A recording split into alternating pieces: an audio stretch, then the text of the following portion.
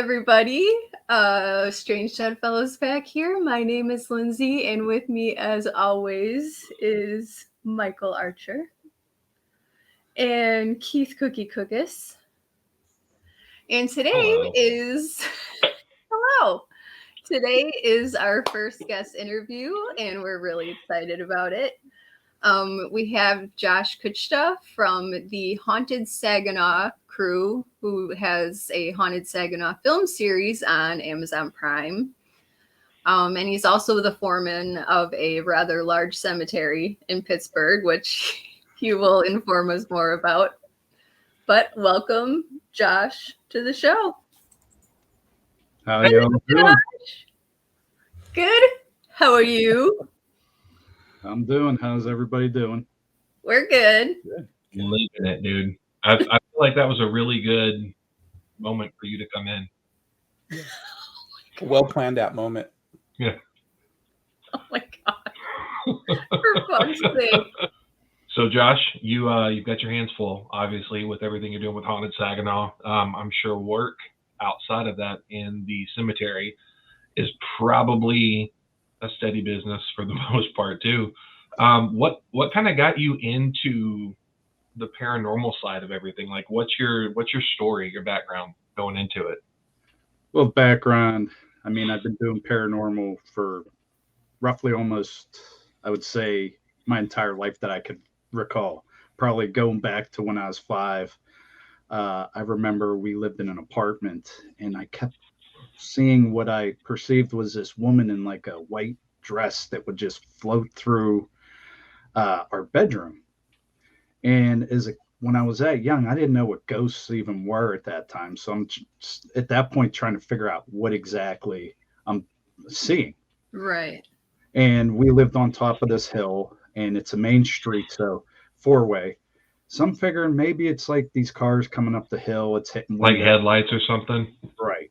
Yeah. So I would sit there all night long just watching how the headlights are and stuff like that. And it wasn't quite what I was seeing, and the one time I seen the woman that I believe, the ghost, we'll say, and seeing her floating through.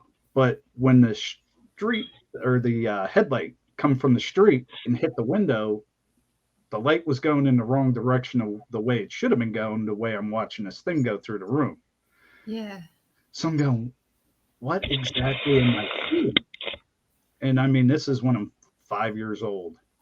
And the thing that actually made me think about ghosts was when I snuck out the one time, army crawled out my bedroom and was able to look into the living room, and my parents were watching Poltergeist on TV.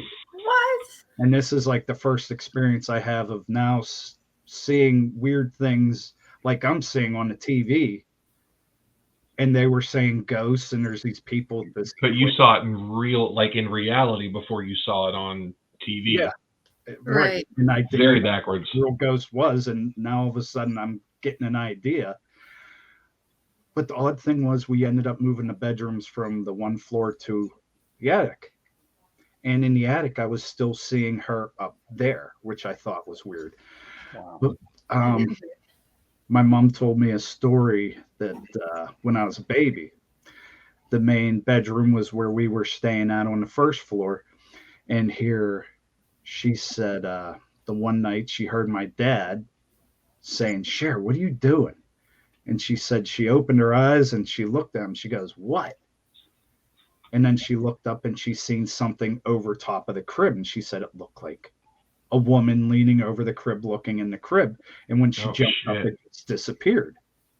Oh my god. So I'm like, wow, that's pretty wild. I heard the story years later, and I'm like, that's exactly like the thing I was seeing. She's talking about this woman that's white and looking into the crib. And then her mother, who lived there before my father moved in and my mom had me, she told me she seen this like woman in white that would float through the apartment. So the I'm description going, holy matched crap, up. I'm hearing this from like different family at different points in my life, hearing this Right. story about this ghost that I seen, but I never said nothing about it because I didn't know how it was going to be perceived. But it was all in the same house. Yeah, well, it was like a business with an apartment. We had 2 floors above the business, and Hmm. that was like the first thing that kind of brought me into being interested in all this. And needless to say, like Poltergeist became like one of my favorite movies. Yeah. Yeah. That's kind of funny though. It's like at 5 o'clock at 5 years old, you're already like investigating. You're trying to figure out what this thing is in your house. No, so, and like I said, I didn't know what a ghost was, and that's what Right. to the whole trying to figure out what I'm looking at. Yeah. And It's then however crazy many how- years later you're an actual investigator.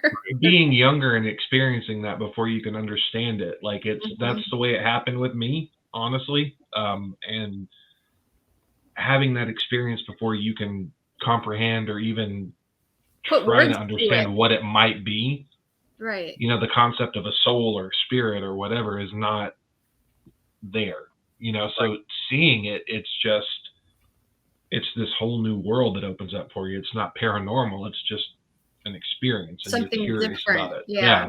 Yeah. Right, totally agree with that.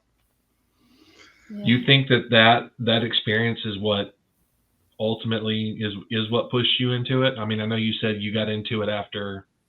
I would say my entire life, you know, from that point on, I always was curious about everything. And yes, eventually I found out what ghosts were and things like that. But it's the longer you're kind of in the paranormal field, kind of a little more you kind of start understanding, and then you try to figure out new things. Like the one thing I tell people all the time, they say, "Oh, so you believe in ghosts?" I says, "I don't believe in ghosts per se. I believe in something. I'm seeing something."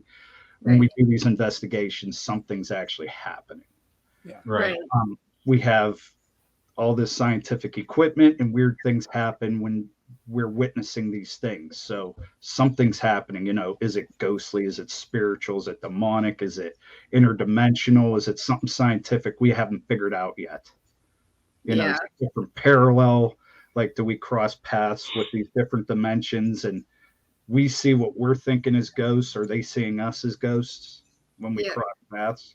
Yeah. That's the thing that you run into a lot too, that I've noticed, is that stigma that if you, I think we're past, like, is this real, for the most part, because everyone has had some sort of experience or knows someone that has. It's a matter of what is it.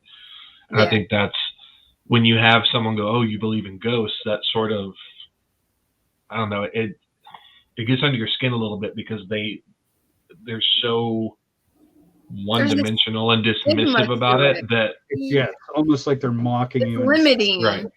Also, if you just define it as a ghost, then it limits what the possible, all those theories, like you were saying, like it could be XYZ or whatever. So if you just label it, it kind of takes things out of it. So how did you end up meeting Steve and becoming part of the whole Haunted Saginaw crew? Well, Steve, that's an interesting story, because it kind of ties in with ghost hunting stuff and then me working in a cemetery. Steve used to do a lot of hip hop stuff. He was on the Billboard charts and all that for his music, and he was an opening act at a concert. Well, right after work, the concert was going to start like an hour later, so I drove out to this venue. It was about a half hour away. So I got into the venue, I checked out his show, and then he goes to his merchandise booth, and I walked over. Now I'm in full uniform. I had Catholic Cemeteries Association on the shirt, and I go up and I'm telling him, you know, nice set and all that stuff. And here he goes, "Cemeteries, huh?" I said, "Yeah." And needless to say, I didn't watch any of the rest of the concert because he just kept asking questions about the cemetery like nonstop. Yeah.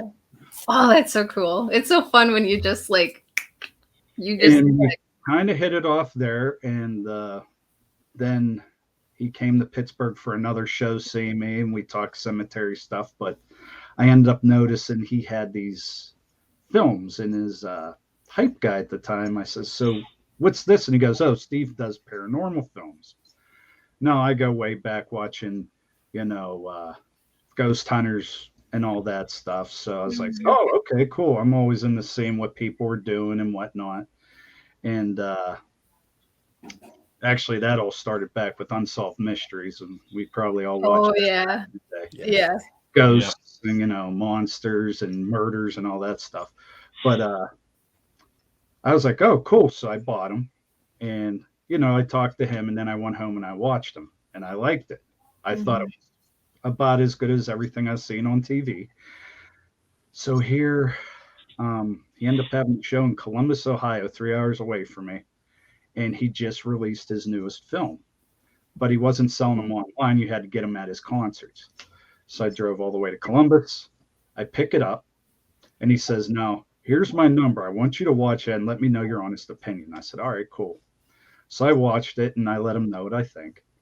And here, at that point, it was maybe a couple weeks later, he hits me up and he says, "Hey, would you like to do some paranormal investigating with me?" And I was like, "Yeah. Hell yeah. Yeah.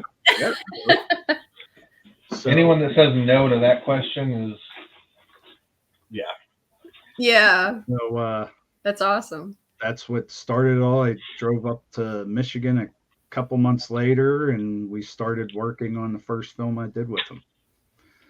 Wow. Which was Haunting at the Temple Theater. Temple Theater. Oh, that's the first one, huh? That I actually got to be in. I actually was I guess you'd say like a producer on A Haunting in Saginaw, which would have been the fourth film. Okay. They had already had that shot, but the first one I actually was on camera. I got in was Haunting at Temple Theater. Oh, cool. In which case, I got to crawl into some Prohibition era tunnels and had experiences down in there. And let me tell you, you weren't going nowhere fast down in there. I'm 6'4", and I was crawling in tunnels maybe 3 feet tall per hour. Oh my gosh. I couldn't do it. I had an interesting encounter when I first got in the building. I knew of the theaters where we actually hold our premieres. It holds roughly 2,000 people, and we've sold out every premiere we've ever had there, seat for seat, for 10 years. And we do 2 shows, a Friday and a Saturday show. So, roughly we've had about 40,000 people that have come and seen our stuff over the last decade. That's so cool. And I knew of the theater, so I thought this will be a cool time. We were loaded in all of our gear, and I says, "I'm going all the way to the balcony, and I'm going to get some cool pictures up top of like the ceiling. It's like a dome shape with all kind of gold flake stuff going on." Oh yeah. Oh, those I love old theaters like theaters. that, man. Yeah. On Instagram, I'm going to get some pics. So I go all the way up, and I come out the one doorway. And as I come out, I hear, "Get out." And I stopped dead in my tracks, and I said, "Did I really just hear that?" So I back up, and I keep walking through this doorway trying to recreate the whole sound of, was it my pants brushing together and I heard something and my brain just wanted to think I heard that? Right. Or is it like, is there a wooden floor under the carpet that something creaked and, my brain's just making sense and it thought it heard "Get out." Well, I couldn't get it to recreate itself. Well, here, as I end up finding out later on one of our evidence clips, this is a spoiler alert for anybody who did not watch the film, that we had a camera on the stage facing up at the balcony, and here you see something coming across the seats and going up the steps, and where it was going up the steps was the same stairwell I was at the top of when I heard "Get out," and it sounded like a woman's voice, and the thing that was coming through looked like a woman as well. Wow. We had another investigator up on that balcony, and he actually hears like a woman scream up there that we actually caught like on camera, not like on a piece of equipment like an EVP or something. It was actually on camera. Like as you were filming, the camera's audio picked it up. Yeah. Right. God. But That's intense. So I haven't seen that actual clip, but when you said it was like making a beeline through the aisle and then went up. It wasn't like going fast. It was like a slow, right, but it was through the aisle and then up the steps right where I was going, and like a specific path. It couldn't have been right. Yeah. Oh man. The only people that knew were my two brothers who were there. I didn't let the crew know. And when I seen that, we were all like, holy shit. That's exactly what you said. You thought you heard a woman say, get out. And I said, yeah. And it's going right up the stairwell at the top where I was at. And when you can validate it to coincide with other moments, It was one of the first like hardcore validation things I ever had. You know, right? Yeah. Yeah. Man.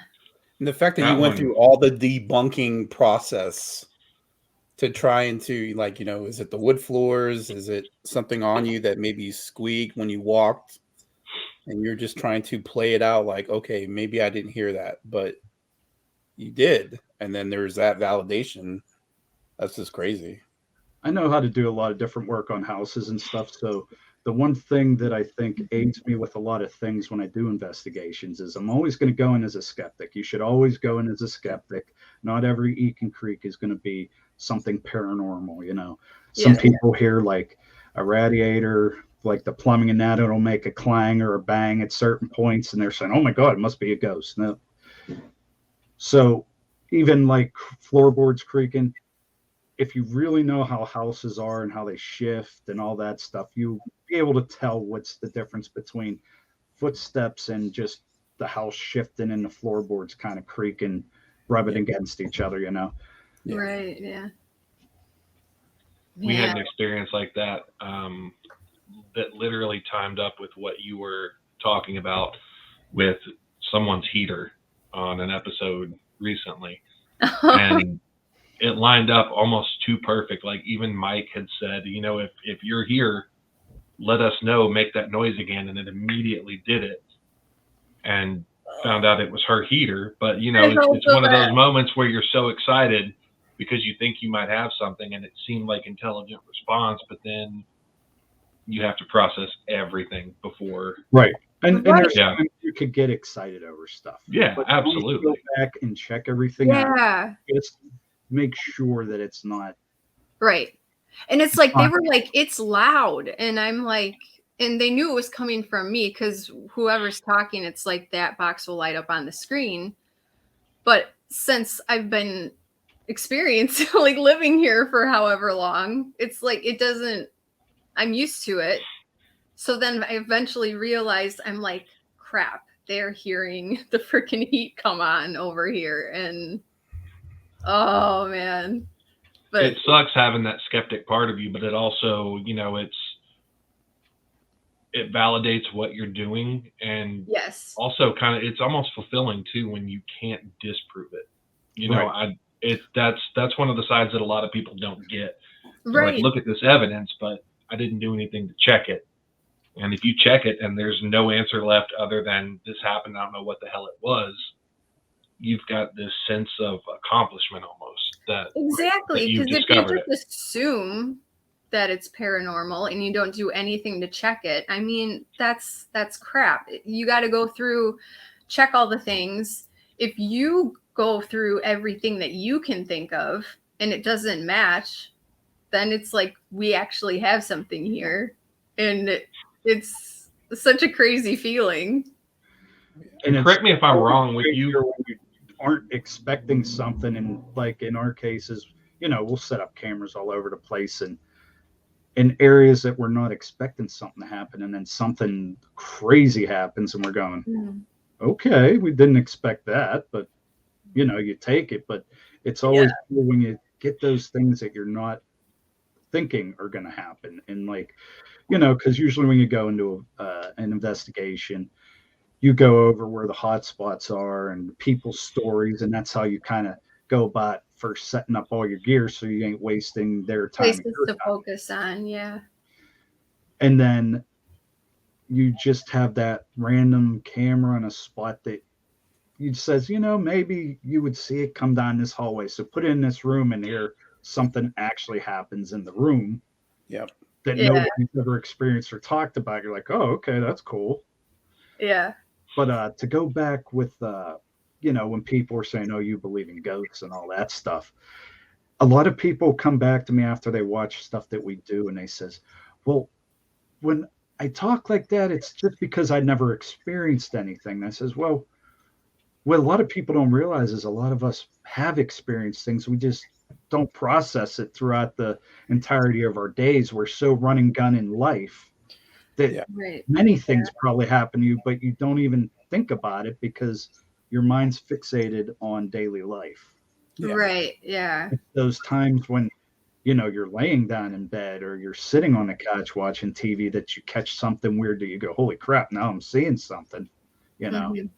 And that's why I said you probably have, you just don't realize you have because we're just preoccupied with life. Yeah. Or it might be the people that automatically, like, you talk about the house shifting, the people that just explain it away. Because it's easier, they explain it away. Yeah. Right. Yeah, because who wants to have something scary, you know, or anything that potentially could be scary. Right. I tell people with that whole you believe in ghost stuff, I says, the reason I even bring up science, I says, you know, us as human beings are full of kinetic energy. That's what makes our hearts pump. It's what keeps us moving. And you can't destroy energy. Yeah. So the fact, like people say, oh, I seen this woman going down this hallway every day at like the same time. I says, well, that could be, you know, and people have brought these theories up before, that could be potentially as we move around, we're leaving energy behind, you know. And who's to say you do this enough times over the years that you left all this residual energy behind, and just in the right circumstance, whether there's electricity in the air or whatever, and this plays out like a 3-dimensional film that we're witnessing, this thing doing what it did every day at the same time, walking on this hallway or walking through a wall where there used to be a door, but there isn't no more, you know? Right. It's like seeing the physical side of that, like seeing the divot in the floor where someone paced all the time. That's physical manifestation of the action. But when the stars align, anyone could see 20 years of pacing show back up for a moment. Regardless of if you want to say it's an energy thing or, you know, the time being right or dimensional, crossing over, however you want to look at it, it's something lines up for you to see that. Just like lightning. You don't see lightning all the time.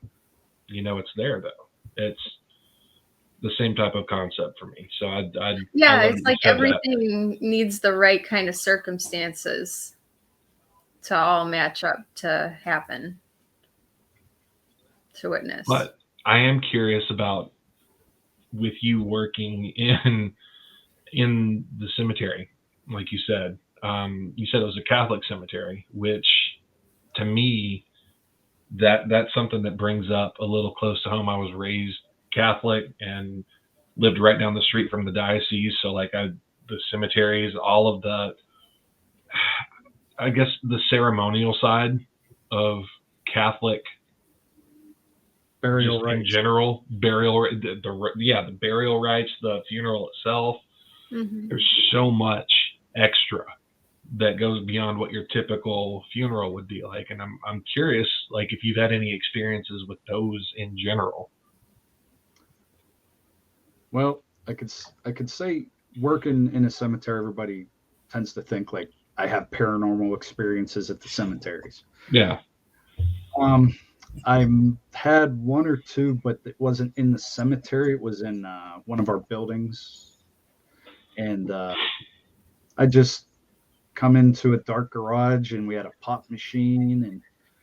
And as I'm coming past the pop machine, it looked like somebody was walking at me. I see something darker than the darkness coming at me. So I think somebody walked through a door. And I got out of the way. I says, "Oh, let me get out of your way." And I step aside, and nobody come past me. And I was like, "Okay." Thought that was weird. But as far as being out in the cemetery and experiencing things, not too much goes on there, at least at ours. Sometimes you think you're hearing talking, but where I'm at in Pittsburgh, you got all these mountains and stuff. So you could get residual sounds and all kinds of different sounds from all over the place that kind of roll up and down the hills. And by the time it gets to you, you don't know exactly what you're hearing, you know? Right. Yeah. So as far as cemeteries and ghosts, at least mine, I've never really had any experiences with the paranormal in the cemetery. Right. I've seen that as a more common thing than not. With just cemeteries in general, the activity there is so minimal because it's a resting place. That's not where the person lived. That's not where they experienced anything. That's just where their body is. And Right.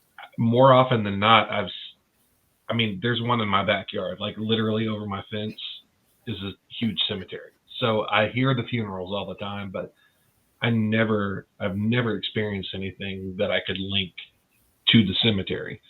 And I think a lot of that could be even, like I said, as far as like, we talk about residual stuff that happens and whatnot. So unless you're somebody who's continuously doing the same thing through the cemetery, you may not experience that kind of activities. Right. I see these elderly people that go to their husband or wife's grave every single day. Maybe at some point that could be some kind of residual thing. If you're going through it at night, you might see something happen. Right. But for the most part, people they'll show up, put some flowers every once in a while, and that's usually about it. It's like you said, a place of rest, not so much unrest, because the unrest would happen wherever you passed away. Yeah.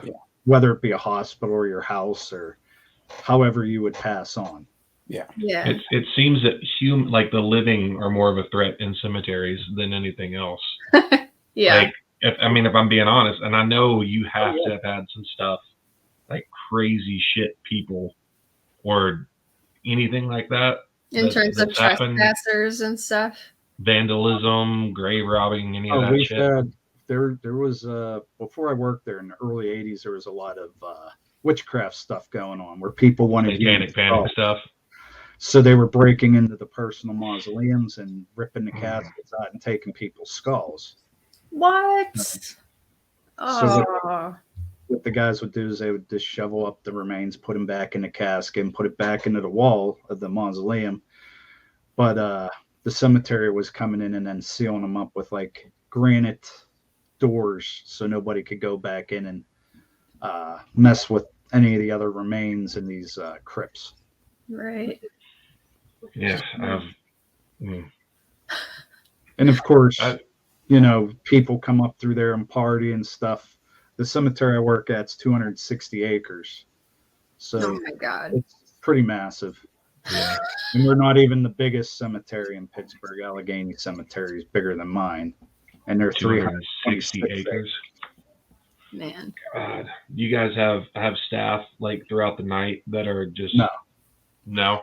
Most people think they hear that graveyard shift and stuff like that. That usually doesn't happen. Some cemeteries may hire like a security guy to drive through. It's usually even like the police will come through. Every time they drive past the cemetery, they might do a lap through the main roads to make sure nobody's messing around and then drive out. Yeah. Right. So how did you get started working at the cemetery that you worked at? Well, I came out of high school, and two of my uncles actually worked at the cemetery. So it started off as basically what was going to be a summer job. And it's funny because the one uncle kind of almost challenged me in a sense. And he says, there's no way you're making it a week out here. So basically it was like, all right, challenge accepted. So I wonder if he knew that, like you needed that to, I don't know. So what was supposed to be just a summer gig in the long run turned into now 24 years. thousands of people buried, 24 years, 260 acres. And it's definitely a fun time with the different seasons and the weather conditions on these mountains and stuff. We hardly have any flat areas in our cemetery, so right. fun with that stuff. Now, I know, like, I've talked to you about some of your stories and everything from things at work at the cemetery. For me, like, when you hear the term just cemetery foreman, I generally was thinking like groundskeeping stuff and that kind of thing. Like, I didn't know. And some of the things that you've told me about, like everything that you guys have to do and different situations you run into, is crazy. As far as a cemetery foreman, you're kind of like a Swiss Army knife of everything, of trying to figure out how things got to flow through the day. If there's a situation, what you should do to get through your problem you're having. Laying out graves, laying out foundations for headstones, dealing with the office staff and management, and also dealing with customers that come through, things like that. And being how big we are, the cemetery opened in 1888, so it's pretty old too. So we run into things that we weren't expecting in the ground, but we run with it and figure things out and just deal with we're like, situations. Can you elaborate on that? Things you're not expecting. What do you not expect? Well, you had like the Great Depression that went on. Mm-hmm. So there could be times in some of these older sections we have that we'll dig and we'll find skeletal remains, right? Mm-hmm. We check all the records, and there's no records that anybody's supposed to be there, and nobody buried even nearby. From a lot of elderly people that I get to talk to a lot of different people when customer wise that might come out and need help finding graves and whatever, and I'm able to get stories out of people. Of course, they always want to tell you stories, but I tend to remember all these stories that people tell me, and some of these people talked about, there was handshake deals that went down back during the Great Depression, hey, could you help me out with this, and I'll help you with that, and they would do it. So it was kind of like things happened off the books. Right. Or bartering because of right. Yeah. Couldn't afford to pay for something. Money, yeah. These people helped them out. I could say I've never witnessed it, but from that time period, I guess that kind of made sense. People would do that kind of stuff. Yeah. The one thing I wanted to ask you more than anything, and it's more than anything, it's just my ignorance about the industry, to be honest with you. You see a lot of it's portrayed more in media than anywhere else, like your horror movies. Prime example, if you want to go to, as a horror movie fan, Return of the Living Dead. Okay. You know that one, right? I better. It was filmed in Pittsburgh. Yeah, exactly. Not a Living Dead. Return. Was Return filmed there too? It was filmed in okay. Or no, that was Day of the Dead. Sorry. But in Return, the guy that runs the cemetery also has kind of a mortuary on site where he cremated and did autopsies and stuff like that. Is that a common thing? We don't have that at ours. We wouldn't. I don't think any of the cemeteries would have stuff to where they're embalming people and whatnot. Right. There are some that do have crematoriums on site. I believe Allegheny Cemetery, the biggest one, I believe they have a crematorium. We don't have anything like that. And as far as I know, I've never ran into a cemetery that had a mortuary / funeral home type thing on the premises. Right. Because I think people would come at it as like they're trying to be a monopoly, that you're coming here, so you're going to buy all your funeral plan stuff here, buy your graves, your headstone, all through this. This is a monopoly. And right. I could see where that would get a little messy. I would. Yeah, The crematorium part is what kind of fascinates me, because you'll look like, I don't know what kind of, I don't want to say health code, but building code, whatever, when it comes down to having something like that, like a bio waste pretty much facility. I know when certain places try to build new ones, it goes through lengthy processes where usually the locals in those communities usually put up a fight to try to prevent. And then obviously the funeral home, because it's usually funeral homes nowadays are the ones that'll build their crematoriums and whatnot. Mm-hmm. And here they got to go through that whole process of going and telling the people how this affects, the environment around them. Are they going to smell things? Or they're breathing nasty things in? Things of that nature. Right. So it is a hard process for them to build newer ones, especially if it's in an established community area. Yeah. Yeah. If it's out, in an area that's not heavily developed yet, then not as many people living there, right? Yeah. Yeah, I read a book that was it Confessions of a Funeral Director, I believe is what it was called. And they spoke at length about the relationships they had with the different cemeteries, in the area. Yeah, it's fascinating to me as well. That there's some that we see all the time, so we know them by first name. They know us. We know the people that'll give us problems, because just like anything, some people are going to be kind of like that prima donna type, more uptight, I'm going to control everything. And sometimes these guys come in beating their chests like that, and there's circumstances that, yes, this is what the family wants, this is what the funeral director wants, but we just can't do what you're asking us to do. Right. Like when the COVID thing all broke out, we were telling people, you can't even come into the cemetery. It's just you have your stuff at the funeral home.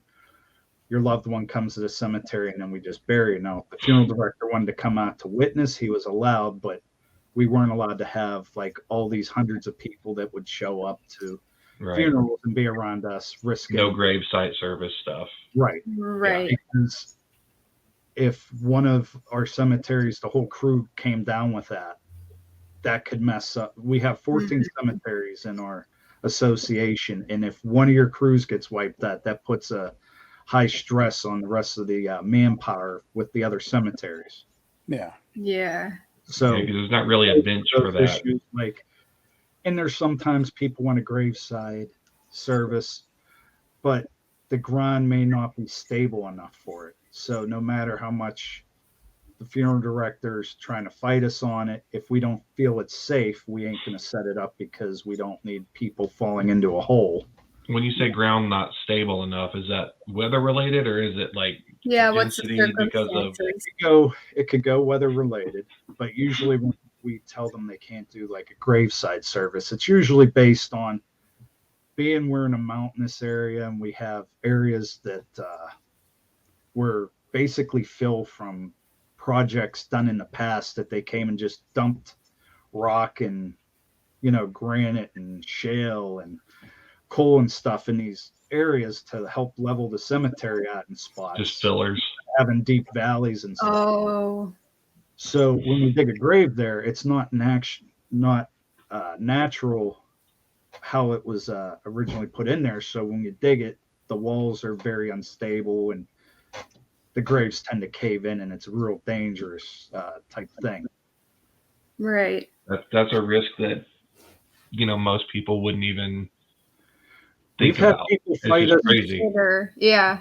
We've had people fight us, and they were at the grave. We'll set something up by the grave, but keep you away from that area. And we've had people be by these graves, and the ground caves in, and basically that's why we didn't let you set up on top of this, because that happened. I mean, it's always a possibility. That's the thing. Nature you never know what nature's going to throw at you. Yeah. I mean, we dig in the ground and find like underground little water, like little springs or Pockets whatever. of water. Yeah. Yeah, and we're like, I didn't know this was here. And sure enough, you dig in the grave, fills up with water, and the next day you're out there pumping the grave out. Oh man. Which that leads me kind of into my question that I had for you.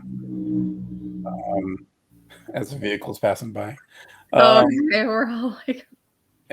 And That was my kazoo. I keep hearing knocking on my wall over here, which I'm on the second floor, so it's so this is kind of like true crime-ish. How rare or often is it to where say the family or the police or court says that we want to dig somebody back up and do another autopsy, like an exhumation type thing? Yeah, as far as another, trying to gather evidence for a court case. How often does that take place, or has it at all? It's taken place. It's not a very prone thing at all. I think as far as we did with court type things, or even proving somebody's related to you through DNA. Oh yeah. I think we might have done 4 of those in the time I've been there. Okay, so very rare. Couple of the one time the coroner came out and they rented a tent, and we put the tent up and we removed the body, and a funeral director. Anytime any of these things happen, a funeral director is usually on hand to handle that. Yeah. Is that for like the family? Like they represent kind of the family to make sure things are appropriate or respectful? I think well, yeah, in a sense, they would be there for the respectfulness, and they deal with the body more than we would. We deal with the casket aspect and things of that nature. Here, they could open the casket. We don't have the tools to open the caskets. So that would be the thing. We would dig up the casket, and in that case where the tent was set up, we put it in the tent. Funeral director opened up the casket. The coroner came in, did what he needed to do. Funeral director closed it back up, and then we just bury them back in the ground. So it does happen, but it's I would say it's more of a rarity. Yeah. Yeah. And one of the things that surprised me, like I didn't know this, because I mean, usually any of us that have been to a graveside service, it's just the casket is there. And I don't know, I just assumed that's what went into the ground. But when Josh kind of explained this to me, it's kind of like a no-brainer. They go into cement boxes. Yeah, it's called a vault. And that's to help protect the casket from rotting out. In which case, when a casket and a body completely disintegrates, breaks down, it leaves a hollow pocket underground.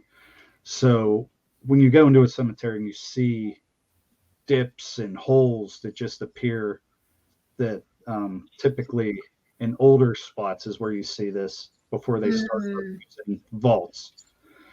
That's just the caving in of the ground, that the casket's finally disintegrating, the body's broken down. It's just a hollow pocket, and ground just caves in. So that those older sections of the cemetery, do you usually, would they be off limits, or do you have to restabilize sections? No, basically how things would go. I mean, when you go into an old cemetery, anybody's old cemeteries that are, I would say that body's been in the ground for like around 100 years or so, you're going to see a lot of waving in the ground. Yeah. And that's that natural breaking down. Now, if a hole opens up and things of that nature, we just come in and we fill it and make sure it's ground level again. But that's pretty much the extent of that. It's never closed, but you always got to be careful when you take the heavy machinery in there, dump trucks and backhoes to dig the graves because you can Oh be my gosh, yeah. That's down a lot one of of work. these rows, and the next thing you know, you're looking up at the sky, and the whole back of the machine just caved in and behind you. Yeah, Damn, that's insane. that'd be crazy. I've had it happen to me before. Just driving along, and then all of a sudden, I was looking up at the sky. Seriously? I was in a tractor with wow, backhoe part, a back arm and the front bucket, and I just put my stabilizers down, lifted myself up, walked up over a hillside, grabbed some stuff to shove under there, and was able to drive out. But then I had to go and get dirt and fill in the sinkhole that happened from me just driving on the ground. And what helps with oh my gosh, that's what helps with the cement boxes. It makes a solid base underground at least then. right? Things so are. is it completely like? Well, but it helps hold the ground up, and we don't have to worry about machines sinking in the ground and things of that nature. So does the bottom go in before any kind of service? Like once the plots open up, and then typically it goes what we call the tub, which is it looks like a tub, goes in, then the casket goes in, the lid goes on top. There's different styles of vaults. Some have like a tar seal on their lid to help keep the water out from getting into the vault. Yeah. Because if not, if we ever open it up, the casket will actually be floating. So that's just from all the decomposition and everything. Well, yeah. Well, from the water getting in, if it doesn't have one of those things. Well, the caskets are usually air sealed. When they crank the lid shut, put the lid down, and then they crank it shut, that's supposed to almost be basically airtight in there. Mm-hmm. So if the casket's a very good casket and water gets in there, it'll just have that buoyancy and it'll float up to the top of the vault lid. Mm-hmm. So that's why some people go out and get the more expensive vaults with the seals, so the water doesn't get into the vault. Mm. Now, this was something else I didn't know was a thing. Like, I know how, like, if people are cremated and there's those walls that, like, you buy a crypt square section, or okay, thank you, crypt. And I'm aware of all of that stuff and how more than one family member can go in a section and stuff. But what surprised me, if I remember correctly, was you were saying in different plots, like there can be caskets on top of each other. Right. Depending on the cemetery, every cemetery has their own makeups of how their sections are laid out. Mm-hmm. We got plots that we could bury people that we call extra deep and an ordinary depth. So you could have two people stacked on top of each other, in which case now it's going to save you grounds. So a husband and wife don't have to be left and right. They could be one on the bottom, one on the top. You know? Mm-hmm. So do you get the double cement? Offer that at all because of different things with the ground. Being on a mountain, we have rock ledges underground that before 9/11 happened, we actually had 4 guys trained to be blasters. And when we would hit these rock ledges, we would jackhammer holes, put the dynamite in, cover it up and blow it, and then come in and dig it up. But after 9/11 happened, they kind of took all of our stuff away. We weren't allowed to do that anymore. So we know of areas where these rock ledges are. So we just put it out there that they were no longer allowed to sell those extra depth burials because we can't get through that rock. Right. Okay. Is most of those that are buried, is it all below ground, or is part of your cemetery almost, the thought that comes to my mind is like Louisiana, how they have the crypts above ground. Mm. We have most of our burials are underground. There are people that have purchased personal mausoleums and that's basically what you see in Louisiana, New Orleans, and whatnot. But the whole reason they got to do that is the water table's so high there. If they dig a hole and bury a body, it will actually float back up through the ground because the ground's under that water table. Yeah.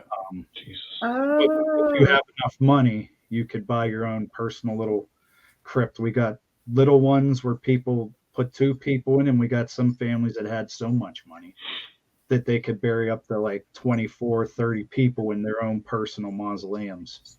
Yeah. It's fascinating to me, man. All of it. It is. I was telling Lindsay about this about a month ago. I got a book that was just basically going through the different types of symbols that you would see on headstones or grave markers and what they meant, and just so many different elements from the ceremonial to the scientific to the ritualistic to the upkeep. Just having that type of land to keep up with as a service, and just in general, it's fascinating to me. Not because it's death, but because there's so much involved with it. Right. I mean, with all the death, there's also history behind it, and that's what makes it kind of interesting to me. I could tell you almost every historical figure that's buried in my cemetery, athlete that was buried there, actor. We got 3 mayors buried in our cemetery. We had Frank Gorshin's buried at our cemetery. The original Riddler from the Batman TV show. Oh my gosh. At our cemetery, and that was a interesting burial we did. He got cremated, and I got to meet his wife and things like that. It's pretty interesting, some of the people you come across. Right, the family. Back in the day had, when they were wearing leather helmets, had the 4 horsemen of the apocalypse. Mm-hmm. You might have seen the old clip in black and white, the 4 football players riding on the horses with the leather helmets. That was those guys. We got one of them buried at the cemetery. Wow. Oh, man. So people are always coming to see these people, and, you're able to point them in the right thing, and you kind of learn the history behind them. I don't know if you ever heard of the movie Mrs. Soulful. Mel Gibson was back in 1980, I think. Well, that movie's based on a true story about 2 brothers, Canadian brothers, that were armed robbers, got arrested in Pittsburgh, got locked up in Allegheny County Prison, and the warden's wife got a little close to the one brother, and she ended up breaking them out. They tried to escape to get back to Canada and end up getting gunned down. Well, they're buried at our cemetery. Oh wow. That's awesome. So much history with that, man. Especially when you have it. I mean, Philadelphia, like just Pittsburgh in general and the surrounding areas, just having the history of not just time, but like of our country, of everything that has happened here since the beginning. Of the country starting and everything being established. Yeah, like you brought up Philadelphia. Some of those cemeteries would be very interesting to see, the people that are buried in Philadelphia. I visited New Orleans and went to cemetery number 1. Yep. And was checking out all those crypts and things of that nature. And found out, they find people in backyards to this day when in the old part of New Orleans where somebody might be digging for a pool or for a parking garage or something, and they're going to put these foundations and stuff in, and they hit bodies. So they end up calling, I believe, LSU, and they come out and do a little excavation and properly remove the remains and place them somewhere. Like if a cemetery's been relocated or something, and they just move the headstone type of thing. But that's like you said, even with the different insignias on headstones, it's cool to see the different things because you're looking at different parts of history. Whether it's lumberjacks or the old police or all that kind of old things that we don't have that don't exist anymore, but they're on these stones, and it's like, oh, that's cool. And you see like the way that history and religion and societal like elevation and importance and all of that just sort of all those influences. Yeah, how they changed over time. That's what's just so crazy to me is you have a history book right there if you know what you're looking at. And that's the one thing I've always loved, history, and it kind of does. The cemetery ties in with history. The paranormal investigating I do usually deals with a lot of history, because a lot of the places I know we've shot have like some kind of historical significance for the most part. And I tend to dig into researching on that stuff, and some of the stuff I find out's interesting. Yeah. Like we shot this one, it was Dice Road 2. It was an old general store, like old school, old west looking general store. Yeah. It was the only little store in the community, and it was the last building standing in that community. But I went through all these different records online and different things, and was finding how they changed the configuration of the building and the different shops that ran through the building and things like that. And that always interests me. Yeah. Like New Orleans people run to do Bourbon Street. My main thing was I wanted to go look at all the wrought iron stuff, all the old buildings. And so I was checking out all the Victorian houses. And you want to be where the Spanish moss is. Yeah. Show me where the Spanish moss is, and that's where I want to be. Yeah. And basically that's how I end up in cemetery number 1. Yeah. Because I'm like, I know that was they took a lot of pictures of stuff like that in movies, and I'm going to check it out. Yeah, New Orleans is just a different planet, man. I'd love to go again and have, as an adult, I haven't been since I was a kid. And I've never been. I want to go so bad.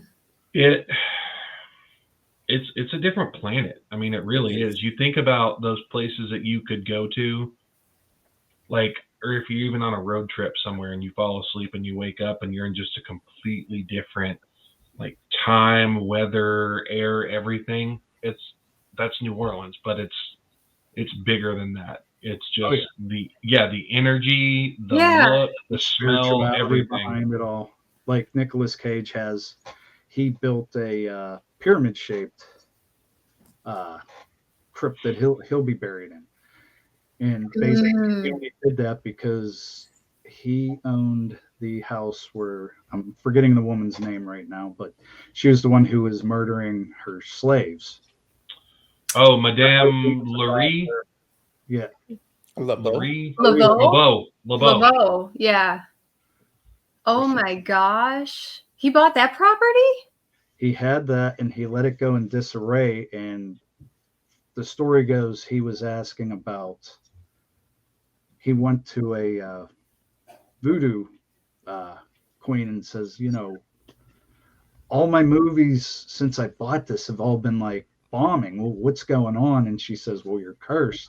You bought that house and let it go in disarray. And he says, well, how do I stop that? And she says, you'll have to be buried in New Orleans, and you need to get rid of the property. So he sold the property, and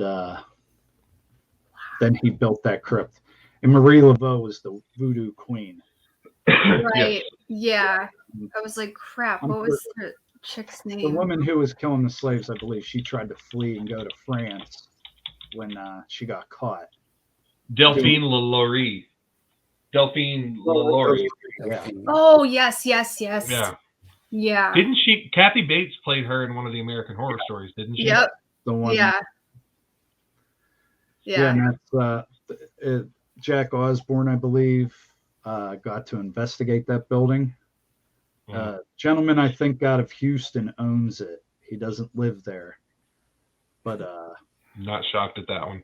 Oh, I'm good. I just got chills. Just it like, would be a place I would imagine. totally want to investigate, just because I know the history. Even though it's a dark history, it's a pretty big plantation house, isn't it? Like, actually, it's not one of the smaller ones. No, it's not even a plantation house. It's kind of not far from Bourbon Street. More in town, really? Yeah. Yeah. So it's like super Victorian then. It's maybe you would walk past and not even know that it was this building. It's just a square building with a little bit of character on the outside, but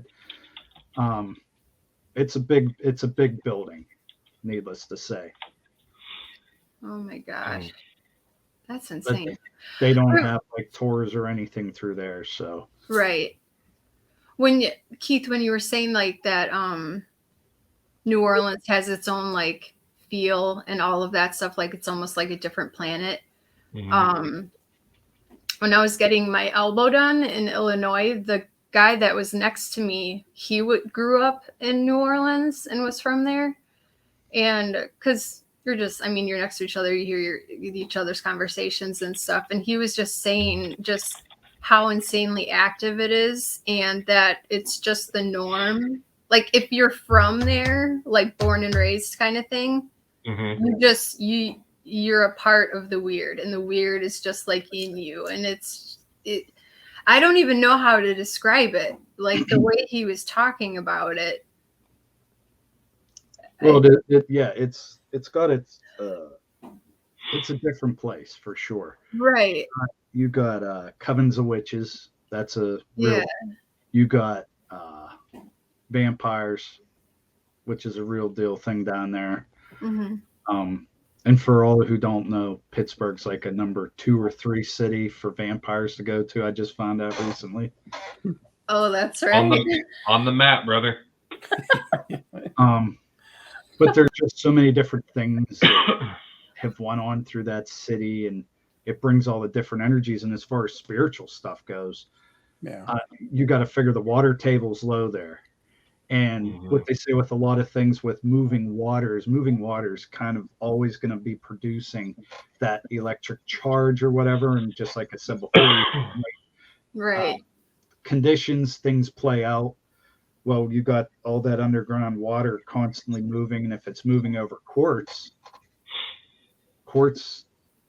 is known to help bring things up and people spiritual things. So if you got all those elements going, it's no wonder, it would be an area that would be very haunted, or you've got a superconductor essentially. Right. Yeah.